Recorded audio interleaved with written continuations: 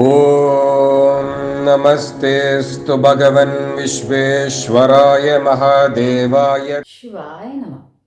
Surya's son Vaivasvata Manu had 9 sons, including Ishvaku and Sibi. They were strong and had tejas like that of Surya and lived a righteous life. He did yagna for a long time in need of more sons. At last, a very beautiful girl, Ida, appeared from that yagna. Seeing her, Manu said, "Oh, beautiful girl, get sons along with me." But Ida said, "Oh, Chakravarti, I was created for Mitra Varunas. I should attain them only. Attaining you is adharma." Saying so, she went to Mitra Varunas. She prayed to them and said, "I was created in Manu's yagna for your sake, so support me."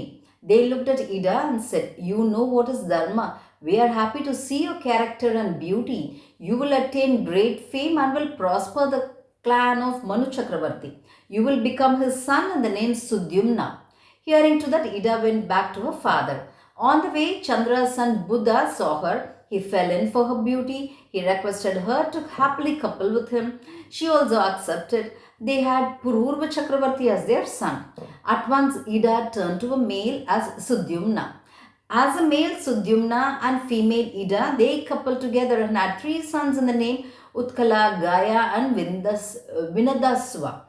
Utkala was given the southern direction Utkal, Vinadaswa was given the west direction, and Gaya was given the country Gaya, and were asked to protect them.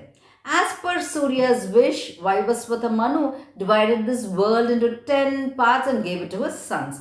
Vaivasvata Manu's eldest son Ishvaku ruled the central country. He created a town in the name Pradishtan and made Pururva, the son of Ida and Buddha, to be there.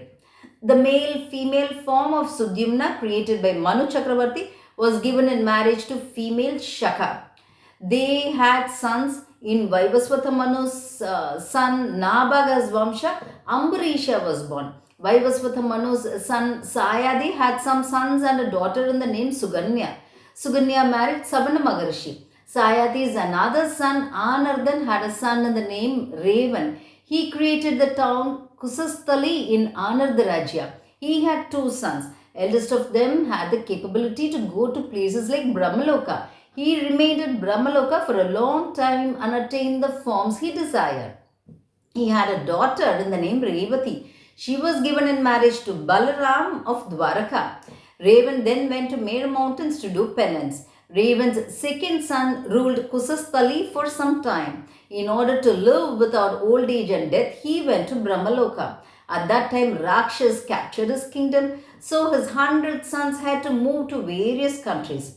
Vaivasvata Manu's son Nabaga had a son in the name Garuda. He created a kingdom in his name and had many sons. Of those sons, only one had Vamshavriddhi.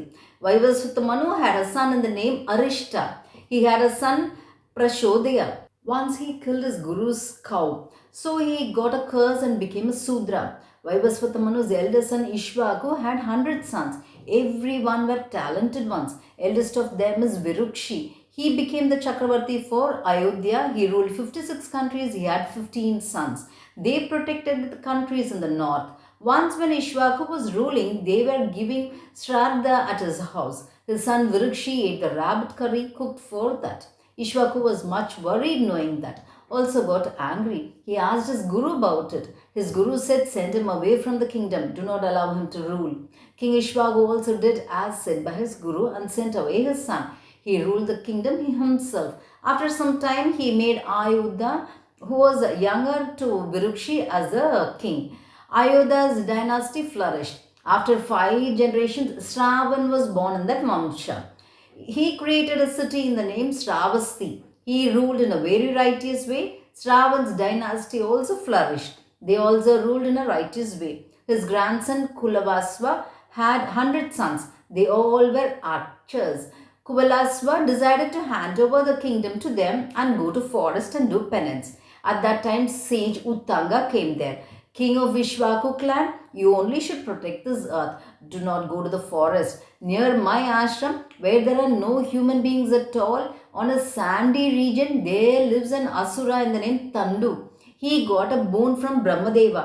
Even Devas could not win him. He is so strong. He stays below the earth's surface. He does penance to destroy this world. He will breathe only once in a year. At that time, this earth over which mountains and trees are there will shiver for 7 days. At that time, dust in the color of black and red will spread and cover sun itself. The flame that arises from his eyes is like Pralayakal Agni and will burn this whole earth. Me and others could not bear his torture. You only should kill him. If you kill him, all in this world will be happy. Earlier, I did penance for a long time to kill him. Vishnumurti appeared and said, Uttanga, if you want to kill this Tandu, I will give my strength to Kuvalasva, who is the best of all Kshatriyas in this world. Doing penance than this is not great, he said. On hearing that, Kuvalasva said, Sage, I have taken a resolution not to take any weapons here afterwards, so my sons will kill him. Saying so, he sent his sons along with the sage. For that sage said, his sons cannot kill that Asura. After that, the king took his sons along with him and went to the forest. When they attacked that Asura, except for 3, all the rest of that king's sons died because that Asura's breath fell on them. At that time, sage Uttanga prayed to Vishnu. Vishnu gave his Amsa to Kuvalasva. Devas showered flowers. Hereafterwards, this king will attain the name Tandumara. Saying so, they beat the big kettle drum. Kuvalasva saw that Asura. At that time, that Asura made waves of water flow out of his mouth. Kuvalasva stopped that. With Divyastra and grace of Vishnu, he killed the Asura and attained the name Tandumara. Sage Uttanga was very happy. You will lead a prosperous life, win over your enemies, rule for some time, and then go and do penance and attain higher positions, he blessed. As he said, king ruled for some time and then went to do penance. Of the 3 sons who escaped from Tandu Asura, the eldest was Trudasva. In his Vamsha, after 3 generations, a female child in the name Trishtavadi was also born. To her, Prasenajit got created. He was famous in all the 3 worlds. He married a girl named Gauri. They got a son in the name Yuvanasva. One day, Prasenajit got angry over his wife. He cursed her to become a river. Yuvanasva's son was Mandata. He was a Chakravarti for all the 3 worlds. Sasibindu's daughter, Saitrada, was like Radhi in beauty and chaste like Arundhati. She had 10,000 brothers. Mandata married her. They had 2 sons in the name Purukurcha and Musukunda. Purukurcha married Narmada. In their clan, after 3-4 generations, Satyavadana was born. During his rule, he attained by force others' wives and virgin girls. His father could not tolerate these acts. He shouted at his son and chased him out of the kingdom to live along with the hunters in the forest. Satyavadana also went to forest as his dad said. Due to the acts of his son, the father lost interest in his life and went to the forest to do penance there. After that, there was a severe drought for 12 years' time. People suffered a lot.